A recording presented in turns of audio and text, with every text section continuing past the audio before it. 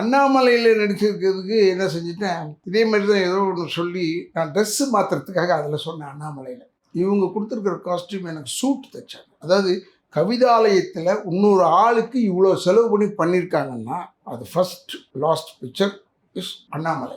அவ்வளோ சூட் எனக்கு ஒரு 10-15 சூட் தச்சு அளவெடுத்து தச்சுட்டாங்க. நான் சொன்னேன், ரஜினி சார் தப்பாக எடுத்துக்காதீங்க, சண்முக சுந்தரம் தான் டயலாக் ரைட்டர். ஏன்னா நான் அடுத்த படத்தில் புக் பண்ணியிருக்கேன், அதனால எனக்கு ஞாபகம் இருக்குது. நான் சொன்னேன், என்ன சார் இப்படி கூப்பிட்ருக்கீங்க, இந்த படத்தில் ஒரு செய்யணும்னு சொல்கிறீங்க, பட் இந்த ட்ரெஸ்ஸு நல்லா இல்லை சார். ஃபஸ்ட்டு சீன் ஒன்று எடுத்தாங்க, இந்த கேக் வெட்டுறது. பையன் வெயிட் பண்ணிட்டு இருப்பான், யார்கிட்ட வெயிட் பண்ணுறா, இல்லை அண்ணாமலை வரட்டும்னு சொல்லுவாங்க. அதான் சரத் பாபு. நான் ஒன்று அப்போந்தே எனக்கு பிடிக்காது இந்த ஏழ்மையை, என் கேரக்டர். அதனால் இவன் வரும்போது கொஞ்சம் முறைச்சிட்டு தான் இருப்பேன். அப்புறம் வருவான், வந்தவுடனே இவர் வெட்டுவார், கேக்கில் வெட்டி.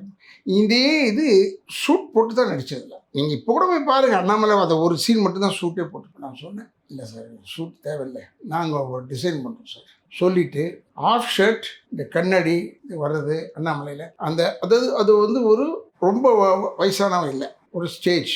பட் ரஜினிலாம் இருப்பார், ரஜினி சார்லாம் பெரியவன் ஆகிட்டார், சரத்பாபு பெருசாகிடுச்சு. அப்போ அந்த ஸ்டேஜ் இருக்கும்போது நான் சொன்னேன், அதுக்கு ஒரு ட்ரெஸ்ஸு ஓல்டு ஐட்டம்னா அதே ஃபுல் கை போட்டேன், கதரில், கண்ணாடி இல்லை அதில். அப்போ சுந்தரமூர்த்தி என்ன நம்ம சும்மா சொல்லக்கூடாது, அவர் தான் மேக்கப் மேனு. சுந்தரமூர்த்தின்னு நான் எப்பயுமே என் லைஃப்பில் மறக்கவே மாட்டேன், ஏன்னா அவர் தான் அதை கெட்டப் பண்ணார். மீசை என்ன வைக்கிறது இந்த கேரக்டருக்கு அப்படின்னு ஒரு யோசனை பண்ணிவிட்டு, அப்போ அவர் புருவம் செஞ்சு கொண்டாந்துருந்தார். அந்த புருவம் அதை எடுத்து அதை உல்ட்டா பண்ணி மீசை பண்ணி, அதுதான் மீசையை வச்சேன் அந்த படத்தில். அண்ணாமலையில் வர்றது வந்து புருவம் மீசை தான், இது வந்து கிடையாது.